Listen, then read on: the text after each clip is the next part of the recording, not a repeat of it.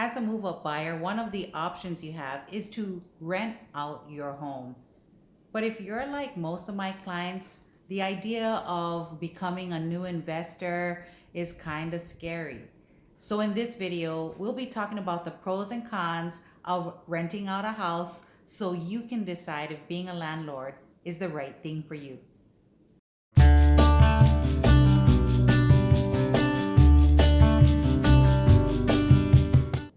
Hi everyone, I'm Karina Shija with eXp Realty here in Hawaii. If you haven't done so already, subscribe to my channel and hit the bell so you'll be notified when new videos come out. So are you ready to be an investor? Wait, hold that thought.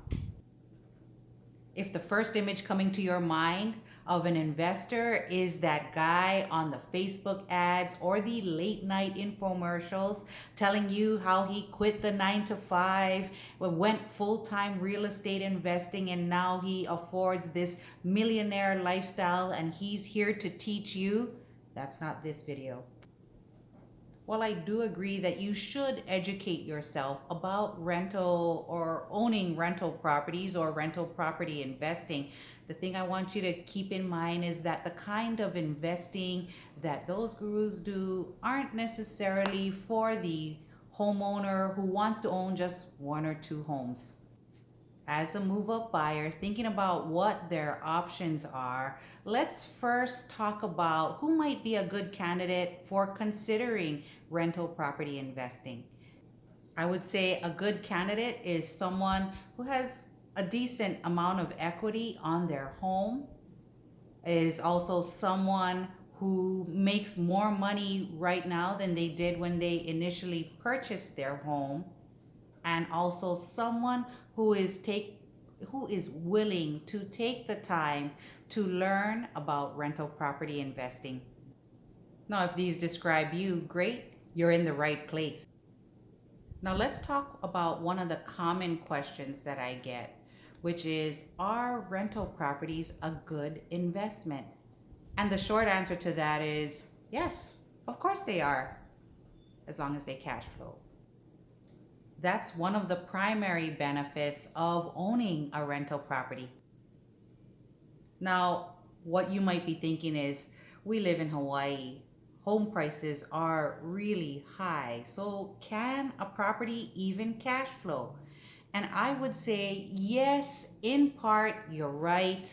A lot of properties don't cash flow. However, we wouldn't consider those properties. We would look for properties that do cash flow and are, gonna work out for your situation. As a move-up buyer, the one thing I would say that you have going for you is that you're going to be using a home that you purchased many years ago, and you're not dealing with current market prices now and trying to make that price cash flow. Does that make any sense? If it does, type yes in the comment section below. Okay, so I have to put in a disclaimer here. I'm not a tax accountant or a financial advisor, and I highly recommend that you seek the advice of someone in these professions who can help you further determine if becoming a landlord or owning rental property is the right idea for you. So let's get to it.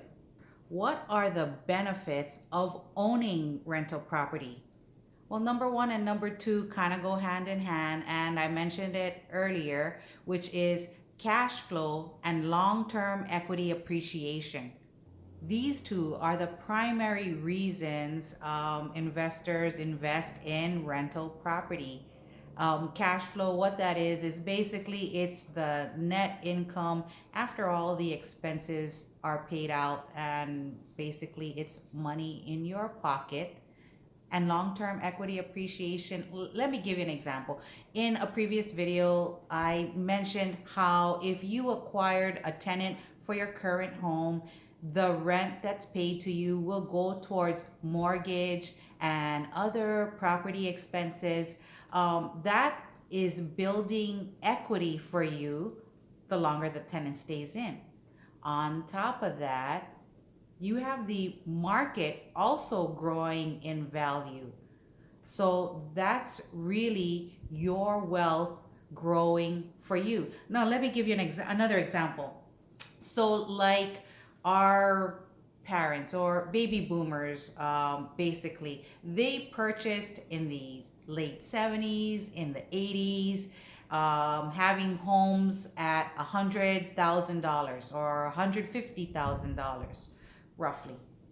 Okay, and those homes, what are they worth nowadays? Well, the average value of a single family home, well, the median value of a single family home here in Hawaii is roughly $750,000.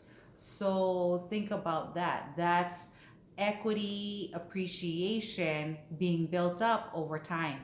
So the other benefits of being a landlord have to do with taxes, namely tax deductions, depreciation, and deferring capital gains through what's known as a 1031 exchange. So let's talk a little bit about that. So tax deductions are any repairs or expenses having to do with your rental property. This could be changing out the water heater, replacing the carpet, property management fees. All of these things can be counted as deductions on your next tax return for your rental property. The next one is depreciation. And depreciation is the reduction in value of your home over time, mostly due to wear and tear. And that is an additional tax deduction. And lastly, the 1031 exchange. So let's just say you decided to upgrade your rental property and get into a new one. You could use a tool known as a 1031 exchange to defer any capital gains earned on that home, as long as it was like kind. So, does owning a rental property sound good so far? If so, type cash flow in the comment section below. Now for the cons of owning rental property. So the first one really deals with property taxes and insurance premiums. So here in Hawaii, owning a rental property or an investment property means you'll be paying higher property taxes on that home than if you lived in it. Sometimes it could be, depending on the county where you live in, could be as much as double or even more. Likewise, the same goes for insurance premiums. Now, the next con commonly talked about is, in my opinion, not really a con because most homeowners are used to it. And it is the idea that real estate is not a liquid asset. And I think every homeowner can agree that it's probably okay, not too much of a problem. But anyway, so the idea of it not being a liquid asset means that it'll take roughly 30 to 60 days in order to liquidate that asset and get cash from it. Now for the cons of being a landlord. And I would say, in my opinion, that this is the main education piece to focus in on when owning rental property because, well, I would say that the real cons or the real drawbacks of being a landlord is not being educated, not being prepared, or not knowing how to handle situations or worse, people with situations. So let's talk about education. And that would be in terms of learning or becoming knowledgeable about what Hawaii housing laws are, fair housing laws are, and how they apply to you. Because if you ever find yourself in a situation where, I don't know, you didn't comply with the laws in terms of discrimination or eviction, that'll get you a quick ticket to the courthouse where, you can't really say, I didn't know. You can't really say that. That's not a defense. So the next one, talking about being prepared with a system. And what I mean by that is you would need a system in place for screening your tenant, a system in place for having written documentation, keeping track of that, logging your interactions with your tenant. You would also need a system in place for handling maintenance and repairs. And the last one, learning how to deal with situations and with people. So the question here I want to ask you is, what kind of landlord are you going to be?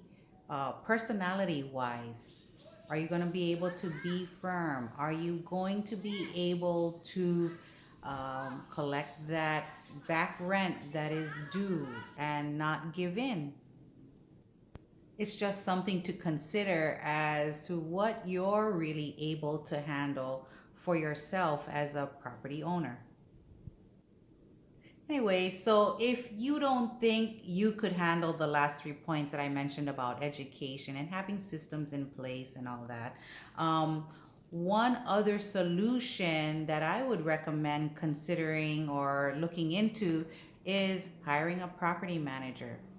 If you think about it, a property manager has the knowledge, they have the systems, and it is their responsibility to handle situations that arise as well as make sure that rents are collected. They do charge a fee, but it's worth it if you don't have to deal with the landlording portion or the property management portion of owning a rental property. So again, I just want to mention that I'm not a tax accountant or a financial advisor, and I would really just recommend seeking out the advice of someone in those professions to help you also determine if landlording is the right thing for you. Well, that's all I have for you folks today. If you found this video helpful, give it a like. And if you haven't done so already, subscribe and hit the bell so you'll be notified when new videos come out. You can also connect with me on Instagram or Facebook in the links down below. And lastly, until next time, have a great week and I'll see you soon.